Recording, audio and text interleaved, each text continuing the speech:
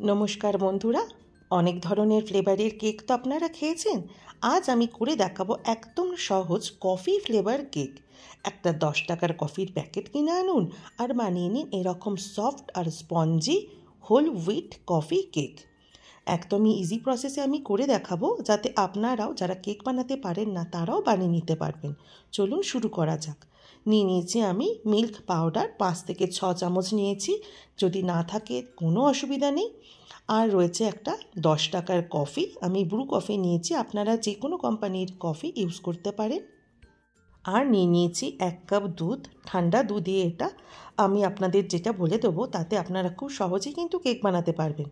আর দেখুন, এই দুধের মধ্যে এবার মিশিয়ে দেবো 3 চামচ পরিমাণ ভিনিগার।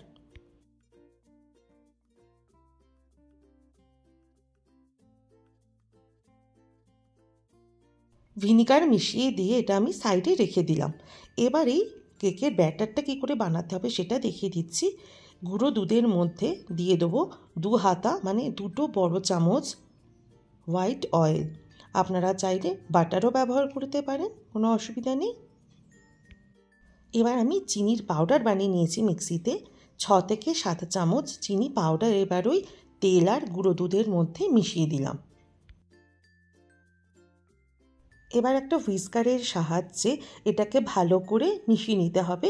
এই 3টে জিনিস কিন্তু খুব সহজেই মিশে যায়, কোনো লাম্প একদমই থাকে না। এবার একটা বড় ছাঁকনি নিয়ে তাতে আমি দিয়ে দেবো 2 বাটি আটা। আমি কিন্তু সম্পূর্ণ আটারই কেক করে দেখাচ্ছি। এবার এর মধ্যে দিয়ে দেবো যে 10 টাকার যে পুরো কফির প্যাকেট আছে সেটা এবার পুরোটা এই আটার মধ্যেই মিশিয়ে দেবো।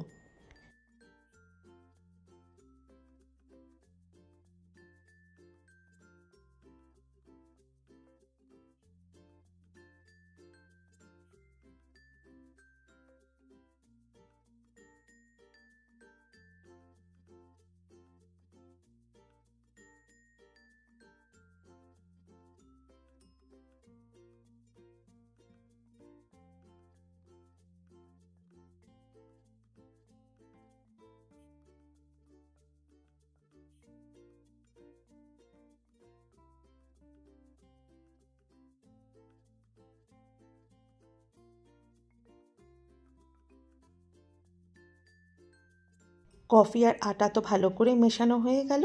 এবার আমি এর মধ্যে দিয়ে দেবো বেকিং পাউডার।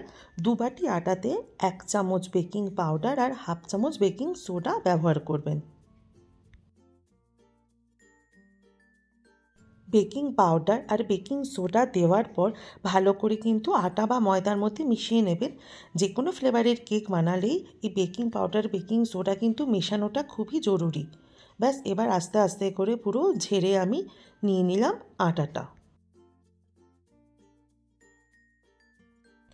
সব কিছু একসাথে মিশিয়ে নিয়ে এবার যে 1 কাপ দুধ আমি ভিনিগার ঢেলে রেখে দিয়েছিলাম, দেখুন সেটা কেমন ছানা মতো হয়ে গেছে। সেটাকে এবার অল্প অল্প করে দিয়ে একটা স্মুথ ব্যাটার বানিয়ে নিতে হবে।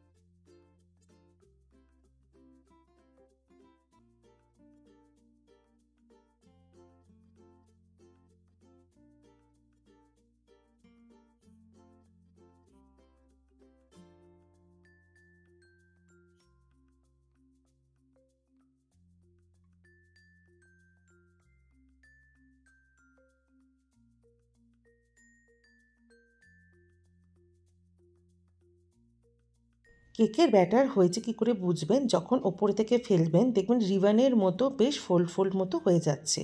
আমার এখানে পুরো 1 কাপ আর 2 থেকে 3 চামচ মতো দুধ লেগেছিল। এবার নিয়েছি একটা কেকের টিন, তাতে এবার অল্প করে একটু তেল ব্রাশ করে নেবো।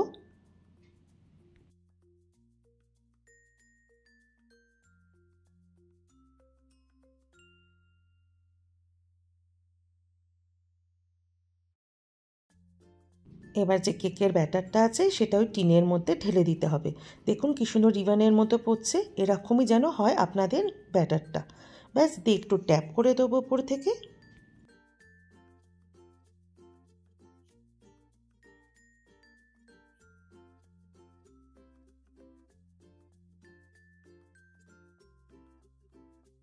দেখুন কি সুন্দর দু জায়গায় ঢালা হয়ে গেছে। এবার ওপর থেকে কফি পাউডার স্প্রেড করে দিন। আমার একটু বেশি মতো পড়ে গিয়েছিল, খুব সাবধানে এটা ঢালবেন। ব্যাস এবার আমি বেক করতে বসিয়ে দেবো এটা। আমি কিন্তু সবসময় কুকারেই কেক বানানো দেখাই, যাতে আপনারাও খুব সহজে বানিয়ে নিতে পারেন।